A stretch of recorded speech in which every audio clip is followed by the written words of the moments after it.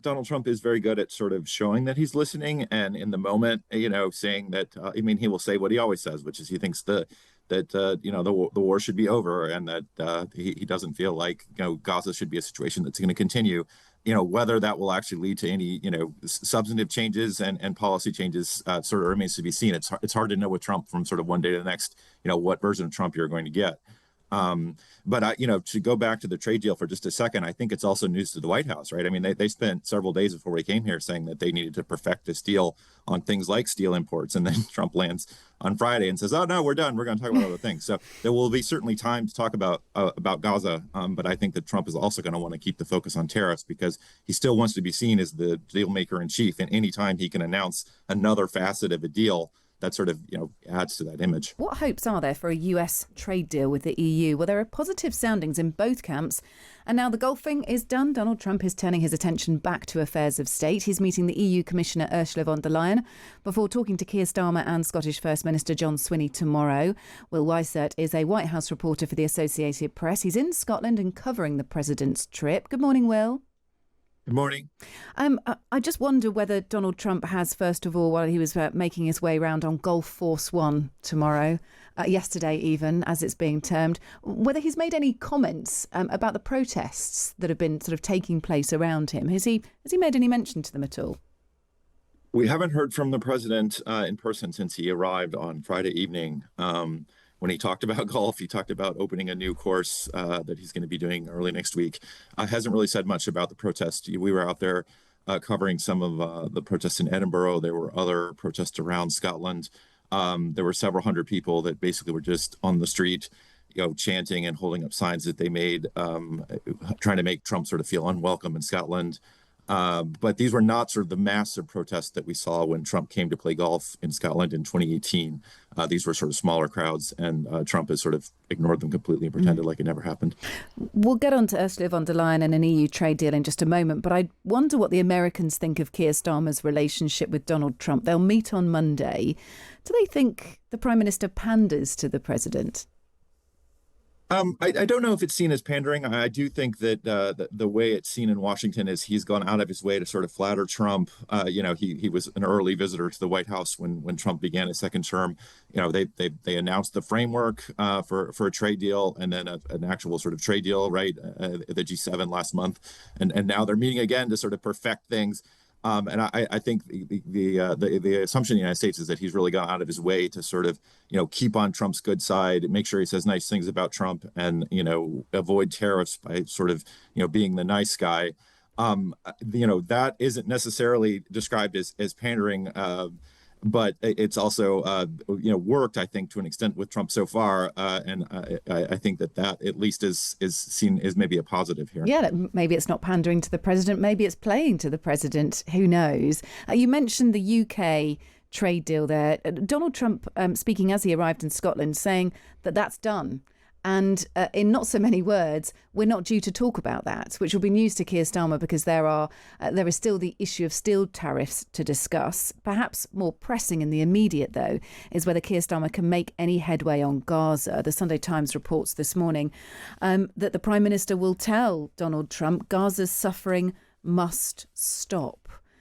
Do you think he's going to make much of an impression on Donald Trump? Will Donald Trump be in listening mode? It's hard to know. I think Donald Trump is very good at sort of showing that he's listening, and in the moment, saying that. He will say what he always says, which is he thinks the war should be over, and that he doesn't feel like Gaza should be a situation that's going to continue. Whether that will actually lead to any substantive changes and policy changes sort of remains to be seen. It's hard to know with Trump from sort of one day to the next. What version of Trump you're going to get. But to go back to the trade deal for just a second, I think it's also news to the White House, right? I mean, they spent several days before we came here saying that they needed to perfect this deal on things like steel imports. And then Trump lands on Friday and says, oh, no, we're done. We're going to talk about other things. So there will be certainly time to talk about Gaza. But I think that Trump is also going to want to keep the focus on tariffs because he still wants to be seen as the deal maker in chief. And anytime he can announce another facet of a deal, that sort of adds to that image. Yeah, look, in contrary, we do know a trade deal will be discussed by Ursula von der Leyen, the EU Commissioner, and Donald Trump. She's meeting him today. Reports say that the EU appears to be on the verge of signing a trade deal. That is quite some movement from where we were even a month ago. The EU's been pretty strong of word on their attitude towards tariffs and Donald Trump's attitude towards them too. Do you understand that as well, that actually we could be looking at a significant breakthrough here, which could well be announced as part of this trip?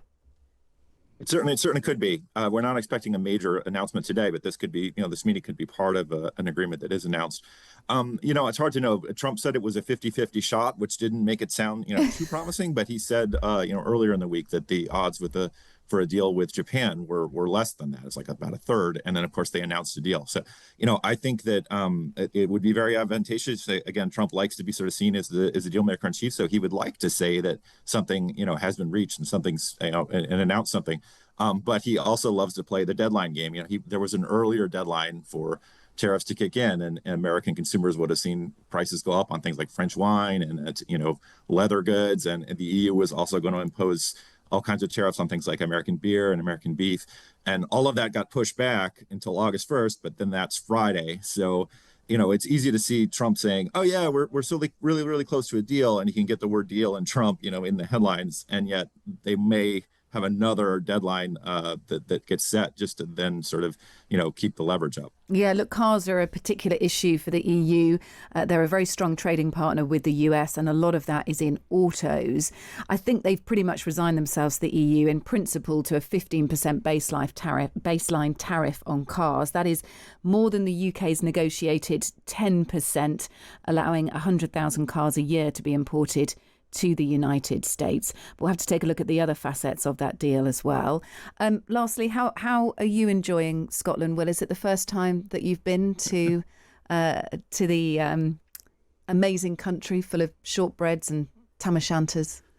I have never been here before. I've very, very much enjoyed it. I'm very, very much enjoying the weather. We got a little bit of rain today. It's the first rain we've had, but the weather is glorious. It's not hot and sweaty and humid like it is in Washington these days.